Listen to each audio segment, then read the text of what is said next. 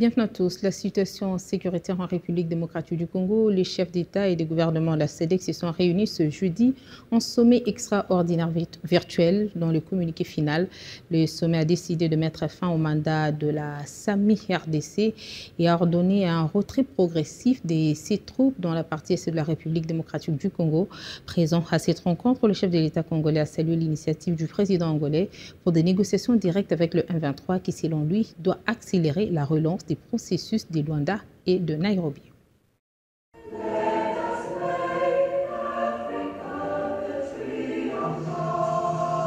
La situation sécuritaire dans la partie orientale de la République démocratique du Congo était au centre du sommet extraordinaire en virtuel des chefs d'État et des gouvernements de la communauté de développement de l'Afrique australe ce jeudi 13 mars 2025. À partir de son cabinet de travail à la Cité de l'Union africaine, le président de la République Félix-Antoine Tshisekedi Tshilombo a pris part par visioconférence à ces sommets avec tous ses pairs, chefs d'État de la communauté de développement de l'Afrique australe. Présidé par Dr Emerson Mnangagwa, président du Zimbabwe et président en exercice de la SADC, ce sommet virtuel intervient une semaine après celui de l'organe de la Troïka et des pays contributeurs des troupes à la mission militaire de la SADC en RDC. Dans le communiqué final lu par le secrétaire exécutif de la SADC, Elias Magossi, le sommet extraordinaire a mis fin au mandat de la SAMI-DRC et ordonné le début d'un retrait progressif des troupes. Le sommet a noté les besoins croissants humanitaires dans la RDC et en a appelé à la communauté internationale, y compris les Nations Unies et l'Union africaine, pour apporter une assistance humanitaire au peuple de la RDC. Le sommet a mis fin au mandat de la SAMI-RDC et a décidé le début d'un retrait progressif des troupes de la SAMI-RDC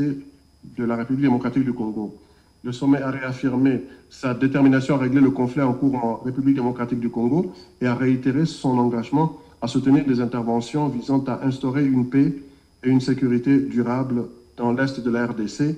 dans le cadre du pacte de défense mutuelle de la SADC de 2003. Les dirigeants de l'Afrique australe ont renouvelé leur engagement d'apporter un soutien politique à la RDC dans le cadre des processus de Luanda et Nairobi, dont ils saluent la décision de renforcer la médiation. Le sommet de la SADC a apporté son soutien aux initiatives de paix prises conformément à la résolution 2773 du Conseil de sécurité des Nations Unies. Dans son adresse devant ses pairs, le président de la République Félix-Antoine Tshisekedi Tshilombo a exprimé sa gratitude aux États membres de la SADC pour leur action en faveur de la paix et la sécurité et pour la mobilisation des pays contributeurs des troupes à la SAMI-DRC, dont le courage et le sacrifice témoignent de la force de la solidarité régionale. Le chef de l'État a aussi salué l'initiative de son homologue de l'Angola, Joao Lourenço, qui a convoqué le 11 mars dans la capitale angolaise une réunion pour accélérer la relance des processus de Luanda et Nairobi.